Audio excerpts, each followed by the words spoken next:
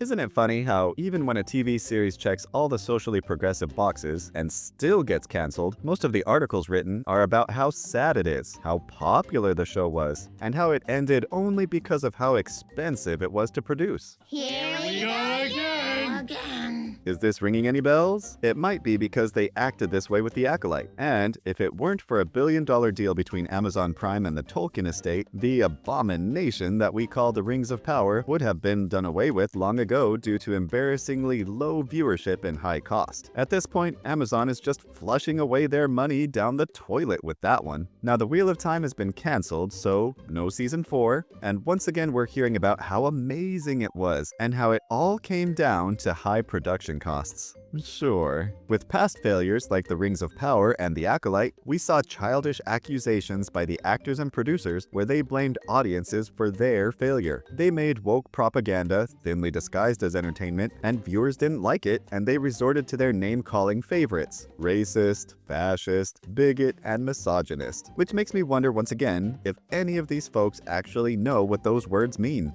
You keep using the word.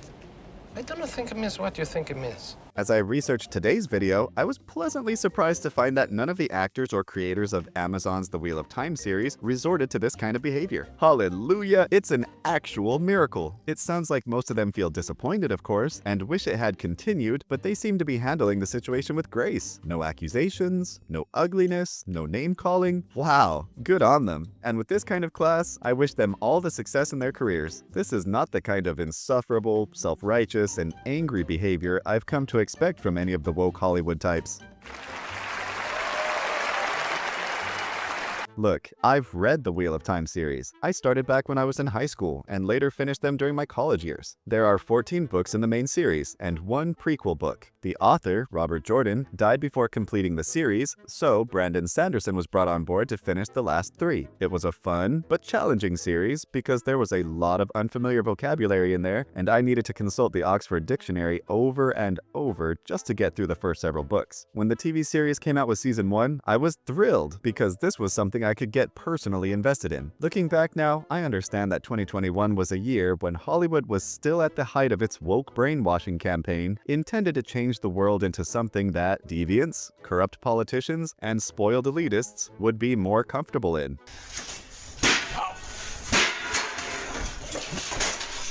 So, while it still makes me sad, I now understand that the Wheel of Time series was just another unfortunate victim of the woke mob, the writers and producers trying their best to break this story and mold it into something it was never intended to be: toxic feminism. Everything's toxic now. All of us are toxic. Quite literally, anything anyone says is toxic.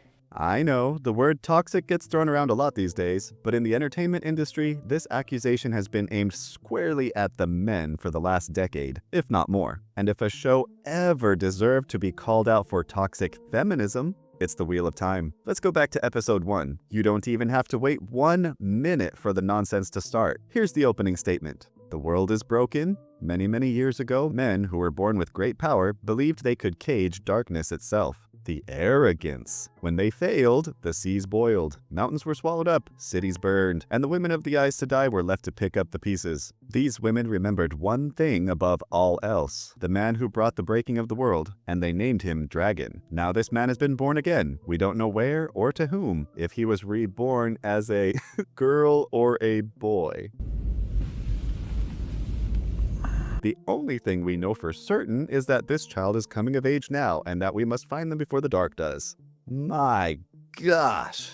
The writers twist up the lore in so many ways here. So let's get it straightened out. Moiraine makes men out to be stupid for attempting to seal the Dark One back in his prison. Really, Moiraine of Amazon Prime Video? How about you try brave and self-sacrificing? The Dark One was going to break out of his prison and fully enter our world, and he would have destroyed everything. Perhaps the men of the Age of Legends should have just let him walk right in and do whatever he wanted, because that would have worked out great. Or would it have been better for both men and women to go fight to seal his prison, and thus condemn both sides of the one power to be tainted for thousands of years so that no one could use it? Let's not forget that it was a group of men and women who let Shaitan out in the first place. Honestly, who wrote these opening lines? Whoever you are, you deserve the walk of shame. Shame!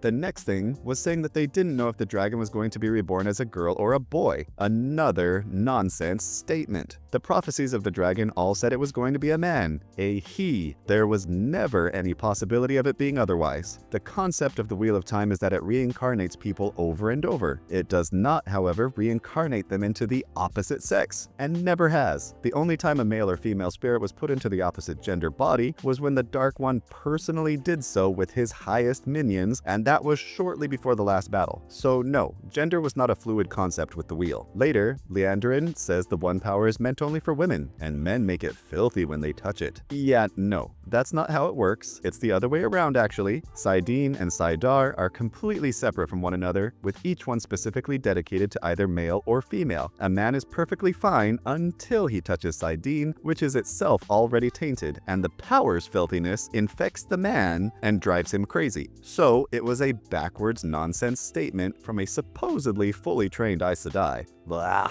it's She-Hulk woman power baloney. But what else would we expect from a sister of the Red Aja? Moiraine later says, words matter, and how we use them matters. Soon after, she also says he or she when referring to the dragon prophecy, and everyone kept talking all through season 1 about the dragon possibly being a he or she. Moiraine spoke as though Egwene or even Nynaeve could be one of the possibilities for the dragon reborn. She does all this despite the fact that the prophecy was always specifically about a man of Aiel blood. There was never any iffiness about which of the two Rivers boys was going to be the dragon, and it was never going to be a woman. His Aiel heritage made Rand stand out from the rest of his community. But I guess the wool-headed writers of this show decided that the idea simply wasn't inclusive enough. Again, men and women are not interchangeable. Even in this fantasy world, men and women had different roles and abilities. Trying to make them interchangeable just makes it impossible to show that anyone was actually unique. For example, Brigitte, a hero of the Horn, was unique because she was as tough and coarse as any man could ever be, and peerless in her archery. She stood out because she was different from other women, but she can only be seen as different when male characters are allowed to be masculine in general and female characters are allowed to be feminine in general. This story wasn't a 14-book series about how men are bad and women are good. Put simply, some things happened in the past which caused the power structure of the world to be shaped as it is in the present. So that you don't condemn the Wheel of Time books, or the world that Robert Jordan created, you need to know the real lore that the TV series should have been based on. The lore makes more sense. During the Age of Legends, a group of men and women who were too powerful for their own good opened a hole between the Dark One's realm and ours. Why? Who knows? These jerks thought it would get them more power or immortality or something if they went full dark side, even though it then made them slaves to the Dark One, which meant less freedom and thus less power over their situation. I suspect there may be a lesson in that for all of us, yes? In order to save the world, the most powerful male channeler, aka the dragon, Luz Therin Telamon, took a group of his friends, the 100 companions, all male, and they fought the Dark One and succeeded in placing a seal over the entrance to his realm, as well as trapping the Forsaken who'd attempted to let him fully into our world. The bad news was that by using the male half of the One Power to fight the Dark Lord, the male power called Saidin came into direct contact with this malignant force of nature and was tainted. The men could no longer use it without taking in a poison from Shaitan himself, and after prolonged exposure, it always drove the male Aes Sedai insane. After losing their marbles, these super powerful men began attacking everyone and everything around them, friend and foe alike, and the world was broken as everything descended into chaos. Eventually, these men were all killed or died out, and ever since then, it was up to the female users of the One Power to re-establish order and put down any new male channelers that were discovered. That part of the show's intro was correct. With a situation like this, it's no wonder that a female-dominated White Tower would spring into being and try to have its hand in the running and maintenance of all nations. So it wasn't because women were somehow superior that they became the most powerful rulers in the world of the Wheel of Time. It was literally the only direction the world could go in order to save themselves from the madness and destruction caused by the corrupted Saidin. The Amerlin seat and the White Tower was always a center for powerful women. That's part of the story, and that's okay. Did some of the countries like Andor, for example, have female rulers? Yes, but there were also male rulers so long as they couldn't channel the One Power. What was the real lesson about gender? Did some of the people and characters become woman-centric and man-hating? Yes, especially, and most often, the Aes Sedai of the Red Aja, whose sole mission was to protect the world from male channelers. Some of them did it because they realized the necessity and importance of that mission. Others did it because of bad life experiences that left them just hating all men. Hey, it happens sometimes in real life, right? But now, just imagine one of these bitter women having superpowers and just waiting for the chance to use it and take out their anger on someone else.